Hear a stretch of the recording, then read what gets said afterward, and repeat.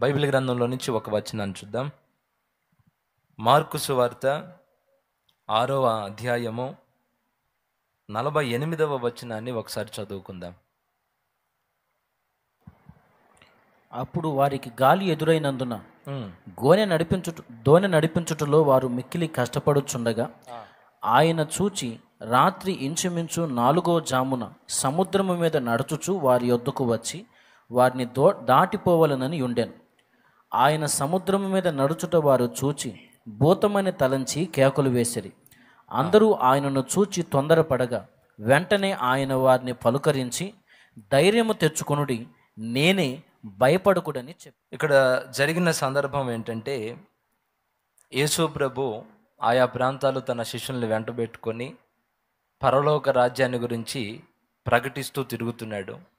ఒకరోజు ఓ ప్రాంతానికి వెళ్ళి దేవుని మాటలు అందించి సాయంత్రానికి తిరిగి మరొక ప్రాంతానికి ప్రయాణమై వెళ్ళబోతున్నారు.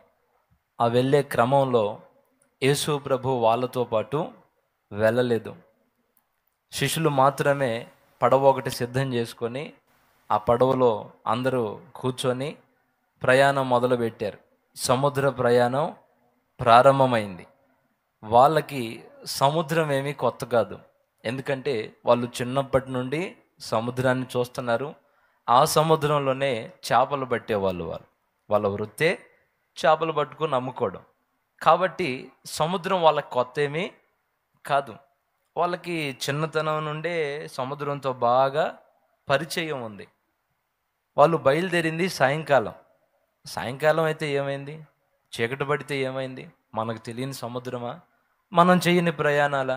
ఎన్నిసార్లు ఈ సముద్రం మీద మనం ప్రయాణాలు చేయలేదు? ఎన్నిసార్లు వేటకు వెళ్ళలేదు? ఎన్నిసార్లు చేపలు పట్టుకొని రాలేదు? టైం అయితే అయింది, ఇబ్బంది ఏముంది? మనకు తెలియదా అని వాళ్ళందరూ కలిసి నావెక్కి ప్రయాణం మొదలుపెట్టారండి. ఆ నావ కొంత దూరం వెళ్ళింది. కొంత దూరం బాగానే జరిగింది ప్రయాణం. ఏ ఇబ్బంది లేదు, ఏ సమస్య లేదు. ఆడుతూ పాడుతూ స్తోత్రాలు చెప్పుకుంటూ అలా నావ సముద్రంలో సాగిపోతూ ఉంది. కొంత దూరం వెళ్ళిన తర్వాత ఉన్నటువంటి ఒక పెద్ద గాలి సముద్రాన్ని అలా తాకేసరికి సముద్రం అంతా అల్లకల్లోలం అయిపోయింది. గాలులు భయంకరంగా వేస్తున్నాయి. అలలు నావని ఈడ్చీడ్చి కొడుతున్నాయి. నావ అల్లకల్లోలం అయిపోతుంది. కాసేపు చూశారు, కాసేపు గాలి వచ్చి ఆగిపోద్దిలే, మన ప్రయాణం సాగిపోద్ది, మనకి ఏ ఇబ్బంది ఉండదు. ఇలాంటి గాలులు మనం ఎన్ని చూడలా. ఈ గాలులు అనేవి వస్తుంటాయి. ఈ తుఫానులు, పెనుగాలులు, ఈ అలలు ఈడ్చి కొట్టడం కాసేపు జరిగిద్ది, తర్వాత అంత నిమ్మలం అయిపోద్ది. మనం కోరుకున్న రేవుకి వెళ్ళిపోతాంలే అని అనుకొని వాళ్ళ మనసుకి నచ్చ చెప్పుకున్నారు. భయపడమాకు మనసా, కలవరపడమాకు మనసా, మనం చూడని గాలులయ్యి, మనం చూడని అలలయ్యి, ఇవి వస్తుంటాయి పోతుంటాయిలే, నువ్వేం బెంబేలు ఎత్తిపోయి గందరగోళం అవ్వమాకు మనసా, కాస్త నిమ్మలంగా ఉండు, ఒక 5 నిమిషాలు 6 నిమిషాలు ఓపిక పట్టు, మొత్తం నిమ్మలం అయిపోద్ది, మరలా మన నావ సాగిపోద్ది అని మనసుకు నచ్చ చెప్పుకున్నారు. 5-10 నిమిషాలు దాటింది. 5-10 నిమిషాలు దాటిన సముద్రం ఏమి నిమ్మలించలా. వాళ్ళకి ఆ రోజు క్రొత్త ప్రమాదం ఎదురైంది. ఎప్పుడూ చూడలా అలాంటి పెనుగాలులు. వాళ్ళ జీవితంలో ఎప్పుడూ అలాంటి పరిస్థితి వాళ్ళు ఎదుర్కోలేదు. వస్తుంటే పోతుంటే అనుకున్నారు, కానీ ఆ రోజు ఇక మా పని అయిపోయింది కాబోలు, ఈ ప్రయాణమే మనకి చివరి ప్రయాణం కాబోలు అని చిన్నగా వాళ్ళ ధైర్యం కాస్త, వాళ్ళు కూడగట్టుకున్న ధైర్యం కాస్త నీరు గారిపోతుంది. వాళ్ళ ధైర్యం అంతా ఎలా అయిపోయిందో తెలుసా? పేక మేడల్లాగా కుప్పలా కూలిపోయింది. ఇక భయం స్టార్ట్ అయింది. ఇంక అయిపోయాం మనం. మునుపెన్నడూ మనం ఇలాంటి పరిస్థితి చూడలేదు.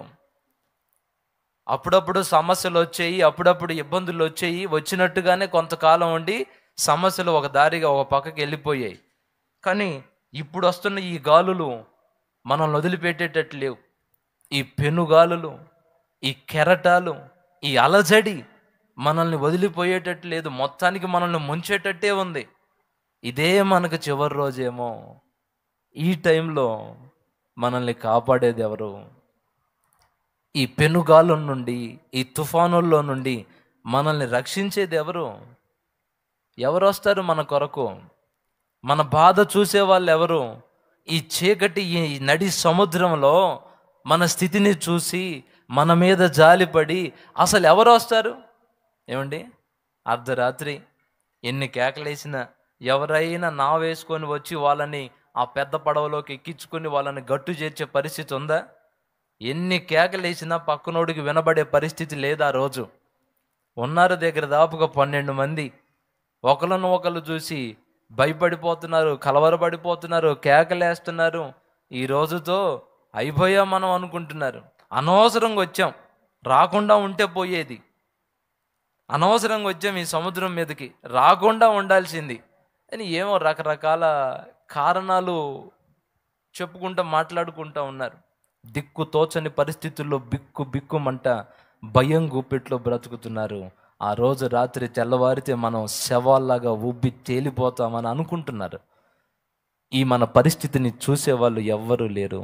అయిపోయింది బాబు ఇక మన పరిస్థితి అని అనుకుంటున్న ఆ సందర్భంలో, ఆ పెనుగాలుల మధ్యలో, ఆ కెరటాల మధ్యలో దూరాన ఆజానుబాహుడైన ఒక వ్యక్తి నీళ్ళ మీద, కెరటాల మీద నడుచుకుంటూ రావడం వాళ్ళ కంటబడింది. హల్లెలూయా. దూరాన ఒక అతను ఎవరో నడుచుకుంటూ రావడం వాళ్ళ కంటబడేసరికి ముందనుకున్నారు భూతం ఏమైనా వచ్చిందేమో. భూతాలేగా ఇలాంటి పనులు చేసేది, గాల్లో తేలడం, గోడల మీద ఉండడం, గదుల్లోకి రావడం. భూతమేమో అని అనుకున్నారు, భయపడ్డారు. కానీ అలా నీళ్ళ మీద నడుచుకుంటూ దగ్గరికి వచ్చిన తర్వాత వాళ్ళకి అర్థమైన విషయం ఏంటో తెలుసా?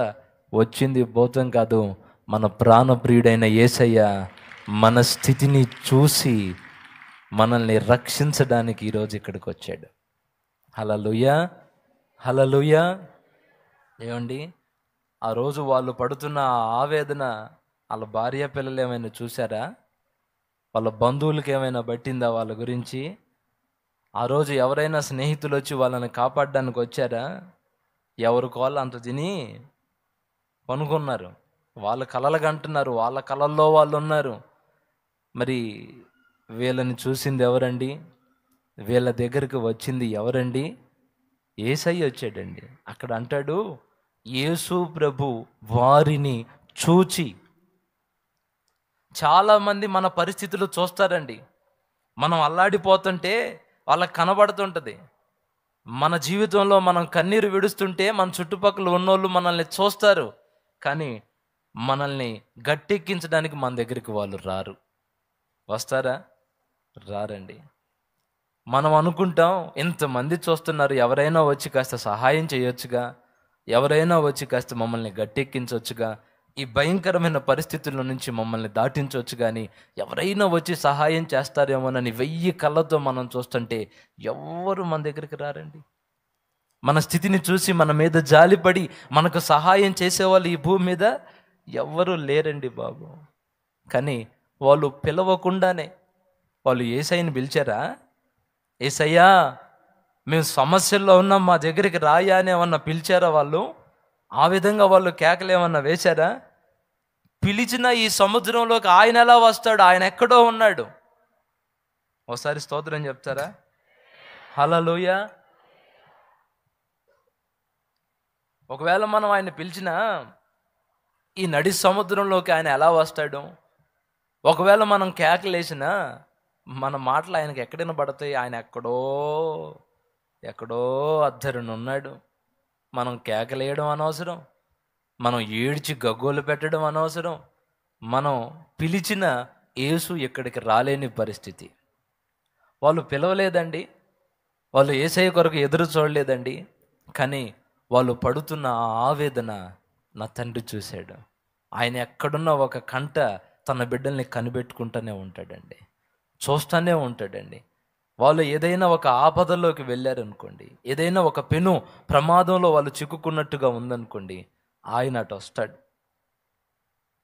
వచ్చి అక్కడ రాసుంది 50వ వచనం పైనుంచి చదువుదాం. 48వ వచనంలో, అప్పుడు వారికి గాలి ఎదురైనందున నేను చదువుతాను. చూడండి, రాత్రి ఇంచుమించు 4వ జామున సముద్రము మీద నడుచుచు వారి యొద్దకు వచ్చి వారిని దాటిపోవలనని ఉండగా, అంటే అటుగా వస్తున్నాడు నడుచుకుంటా. అసలు చూద్దాం నా బిడ్డలు నన్ను గుర్తిస్తారో లేదో, నన్ను కనిపెడతారో లేదో. వాళ్ళ ఇబ్బందుల్లో ఉన్నారుగా, కష్టాల్లో ఉన్నారుగా, చావు బ్రతుకుల పరిస్థితుల్లోకి వాళ్ళ జీవితాలు వెళ్ళిపోయినాయిగా. అటుగా వెళ్దాం, ఒకవేళ చూసి పలకరించి కేకలు వేశారనుకో వాళ్ళని గట్టెక్కిద్దాం అని వాళ్ళని దాటిపోదాం అనుకున్నాడంట. మీరు చూడండి, బైబిల్లో యాకోబు ఆ రోజు రాత్రి ఒంటరిగా మిగిలిపోతే ఏదో ఒక బాటసారిలాగా, ఏదో ఒక దిక్కు మొక్కు తెలియని మనిషిలాగా దాటి వెళ్ళటానికి వచ్చాడు. యాకోబేమో ఒంటరిగా యబ్బోకు రేవు దాటుంటే ఆ పక్కగా బాటసారిలాగా దాటి వెళ్తుంటే యాకోబు సామాన్యుడా? చూశాడు, గుర్తుపట్టాడు, వెంటనే యేసయ్య పాదాలు పట్టేసుకున్నాడు. నన్ను దాటిపోతావా ప్రభువా? నువ్వు వస్తావనే కదా అందరినీ వదిలిపెట్టి నేను ఇక్కడికి వచ్చింది. నన్ను విడిచిపెట్టి వెళ్తావా? నన్ను ఆశీర్వదించెళ్ళయ్యా, నా జీవితాన్ని మార్చయ్యా, నా పాపిష్టి జీవితాన్ని తొలగించయ్యా. నీకోసమే ప్రభువా నేను ఇక్కడికి వచ్చాను, నువ్వు తప్ప నాకు మరొక దారి లేదు అని అంటే ఆశీర్వదించి తన జీవితాన్ని మార్చి, పేరు మార్చి, బ్రతుకుని మార్చి, ఆశీర్వాదకరమైన పాత్రగా తనను చేసి ఆ రోజు రాత్రి నా తండ్రి దాటి వెళ్ళాడు. హల్లెలూయా, హల్లెలూయా. బైబిల్ గ్రంథంలో మనం చూస్తే ఒక గుడ్డివాడు ఉన్నాడండి రోడ్డు పక్కన. యేసు ప్రభు ఆ దారి గుండా వెళ్తున్నాడు. ఆయనకి తెలుసు అక్కడ ఒక గుడ్డివాడు ఉన్నాడని, ఆ గుడ్డివాడు యేసు ప్రభు కొరకు ఎదురు చూస్తున్నాడని ఆయనకి తెలుసు. ఆయనకు మరుగై ఉన్నది ఏదైనా ఉందా? మీరు చెప్పండి, ఉందా? ఆయనకు మరుగై ఉన్నది ఏది లేదు. అక్కడ ఒక ప్రాణం తన కొరకు కొట్టుకుంటుందన్న సంగతి తెలుసు. ఆ కళ్ళు లేనివాడు యేసు కొరకు ఎదురు చూస్తున్నాడని యేసయ్యకి తెలుసు. కానీ ఏమీ ఎరగనట్టుగా అలా దాటి వెళ్తున్నాడు. పాపం ఆ కళ్ళు లేనివాడికి ఏం కనబడుతుంది?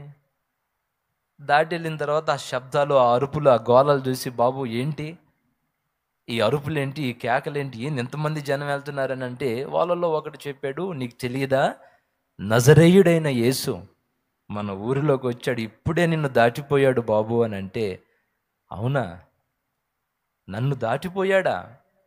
ఆయన కొరకేగా 1000 కాళ్ళతో ఎదురు చూస్తున్నాను. ఎంతమంది నన్ను దాటిపోయినా నాకు ఇబ్బంది లేదు. ఎంతమంది నన్ను యగాదిగా చూసి దాటిపోయినా నాకు సమస్య లేదు. కానీ యేసు దాటిపోతే నా బ్రతుకంత చీకటేగా. యేసు నన్ను దాటిపోతే నాకు మరొక దిక్కు లేదుగా. ఈ ఛాన్స్ పోతే నాకు జీవితం లేదని తెలుసుకున్నవాడు ఏమన్నాడండి? దావీదు కుమారుడా, నన్ను దాటిపోకయ్యా, నువ్వు తప్ప నాకు లోకంలో ఎవరున్నారయ్యా. మన అన్న ఒక పాట పాడాడు, నా కోసం నువ్వు వస్తావని, నా అర్థధ్వని వింటావని. ఆ పదం అన్న రాసేటప్పుడు మమ్మల్ని కూర్చోబెట్టుకొని, ఓ పాట వచ్చిందిరా కూర్చోండి అని మా సేవకుల్ని కూర్చోబెట్టుకొని పాడుతుంటే కళ్ళమిటి కన్నీళ్ళు తిరిగి గిర్రన ముఖమంతా తడిచిపోయింది. ఎందుకో తెలుసా? అది మా సిచ్యువేషన్ అలా ఉంది, మా బ్రతుకులు అలా ఉన్నాయి. ఆయన వస్తాడని, బ్రతుకు మారుస్తాడని, జీవితాన్ని గట్టెక్కిస్తాడని లోపల ఆత్మ మూలుగుతుంది. అలాంటి సిచ్యువేషన్స్ ఎన్నో ఎదురైనాయి జీవితంలో. నా కోసం వస్తాడు. అమ్మ రాకపోయినా, నాన్న రాకపోయినా, నా అనుకున్న వాళ్ళు నా కోసం రాకపోయినా, నా కన్న తండ్రి నా కొరకు వస్తాడు. ఏదో ఒక రోజు నా దగ్గరకు వస్తాడు ఆయన. ఎందుకంటే ఆయనకి తెలుసు ఆయన తప్ప నాకు మరొక దిక్కు లేదని. ఏమండి, దాటిపోతుంటే గుడ్డివాడు కేకలేసి, దావీదు కుమారుడా, నన్ను దాటిపోతావు, నువ్వు వెళ్ళిపోతే నా పరిస్థితి ఏంటయ్యా? నన్ను బాగు చేసే దేవుడు, నా మీద జాలి పడే దేవుడు, నన్ను కనికరించి నా జీవితాన్ని బాగు చేసే దేవుడు అంటే చక్క చక్క చక్క వెళ్ళిపోతున్నవాడు ఆ పిలుపు కొరకే ఎదురు చూస్తున్నాడు ఆయన. హల్లెలూయా. ఆ స్వరం కొరకే వేల మంది గొంతులు మారుమ్రోగిపోతున్నాయి ఆయన చుట్టూ. కానీ ఆయన చెవులు ఎవరి స్వరం కొరకు ఎదురు చూస్తున్నాయో తెలుసా? అదిగో దిక్కు మొక్కు లేక ఆవేదనలో అలమటిస్తున్న ఆ గ్రుడ్డివాడి కేక కొరకు నా తండ్రి చెవులు ఎదురు చూస్తున్నాయి. ఒక్క స్వరం ఆయన చెవును పడింది లేదో టక్కున ఆగిపోయాడండి. ఆగిపోయి తీసుకురాపండి వాడిని నా దగ్గరికి, తీసుకురాపండి. ఆ రోజు వాని కళ్ళు ముట్టి వెలిగించి ఇక చీకటిమయం అయిపోయిన తన జీవితాన్ని ఆ రోజు వెలుగులతో నింపి పంపించాడు నా తండ్రి. కొట్టు చప్పట్లు. ఆ గుడ్డివాడిని దాటిపోయాడా? ఏదో అట్లా వెళ్తుంటే పట్టేసుకున్నాడు. అదే రీతిగా ఆ నడి సముద్రంలో ఆ కటిక చీకటిలో అల్లకల్లోలం అయిపోతున్న వాళ్ళని దాటి వెళుతున్నట్టుగా వెళ్తుంటే వాళ్ళకి అది కూడా అర్థం అవ్వాల. అరే యేసు ప్రభు వచ్చాడు అని వాళ్ళకి అర్థం అవ్వాల. వాళ్ళు ఇంకోటి ఏదో అనుకొని కేకలేస్తుంటే పిచ్చి మోకాళ్ళారా, భయపడమాకండి, భయపడమాకండి. నేను మిమ్మల్ని కాపాడడానికి వచ్చాను, నేను మీ కన్న తండ్రిని. అప్పుడు ఊపిరి పీల్చుకున్నారు. యేసయ్యా వచ్చావా? ఇక నువ్వు వచ్చావంటే ఇక మేము గమ్యం చేరినట్టే. దేవునికి మహిమ కలుగును గాక. హల్లెలూయా. ఏమండి, ప్రతి మనిషి జీవితంలో ఇదిగో ఇలాంటి సిచ్యువేషన్ ఒకటి ఎదురైద్ది. జీవితం సాఫీగా సాగిపోతుంటే దేవుడు మనిషికి గుర్తురాడు. ఏ కెరటాలు లేవు, ఏ పెనుగాలు లేవు, ఏ ఎదురు దెబ్బలు లేవు. ఇక కన్ను మిన్ను కాకుండా మనిషి బ్రతుకుతుంటాడు. కొన్ని సందర్భాల్లో పెను తుఫాన్లు ఎదురవుతాయి, ఎదురు దెబ్బలు మన జీవితంలో ఎదురవుతాయి. అప్పుడు జీవితం ఏంటో అర్థమైద్ది, మనుషులేంటో అప్పుడు అర్థమైద్ది, జీవిత స్థితిగతులు ఏంటో అప్పుడు అర్థమవుతాయి. అప్పుడు అర్థమయ్యి ఇంకా ఆకాశం వైపు చూస్తాం. దేవునికి మహిమ కలుగును గాక. మొత్తానికి యేసయ్య అలా వస్తే వాళ్ళు యేసయ్యని లోపలికి చేర్చుకున్నారండి, నావలోకి చేర్చుకున్నారు. ఆ నావలోకి చేర్చుకోవడం వల్ల యోహాను సువార్త 6లో అనుకుంటాను రాయబడి ఉంటుంది. ఏమనంటే యేసు ప్రభు ఎప్పుడైతే, ఒకసారి ఆ వచనం కూడా చూద్దామా పనిలో పని. యోహాను సువార్త 6వ అధ్యాయము 21వ వచనం చూడండి. కనుక ఆయనను దోణి మీద ఎక్కించుకొనుటకు వారిష్టపడిరి. వెంటనే ఆ దోణె వారు వెళ్ళుచున్న ప్రదేశమునకు చేరెను. ఏమంటే ఆలస్యంగా వెళ్ళిందా, వెంటనే వెళ్ళిందా, నిదానంగా వెళ్ళిందా? ఎక్స్ప్రెస్ ప్యాసింజరా? స్లోగా వెళ్ళేది ఏంటండి? స్లోగా వెళ్తుంటుంది బస్సు కానీ ట్రైన్ కానీ, దాన్ని ఏమంటాం? ప్యాసింజర్ లాగా వెళ్ళిందా, ఎక్స్ప్రెస్ లాగా వెళ్ళిందా? వినపడలా. ఎక్స్ప్రెస్ కూడా కాదు, ఈ మధ్య ఒక బండి వచ్చింది, వందే భారత, అదేనా వందే మాతరమా? మీకు గుర్తుంది బాగా. ఆ టైపులో యేసయ్య ఎక్కాడో లేదో అప్పటిదాకా ఎదురు తగిలినాయి కదా గాలులు. యేసయ్య ఎక్కగానే వెనక్కి వచ్చి నావకి సపోర్ట్ చేయడం మొదలు పెట్టినాయి. వెళ్ళిపోయింది, వెంటనే దూసుకుని వెళ్ళిపోయింది. వాళ్ళు కోరుకున్న రేవుకు చేరిపోయింది ఆ నావ. దేవునికి మహిమ కలుగును గాక.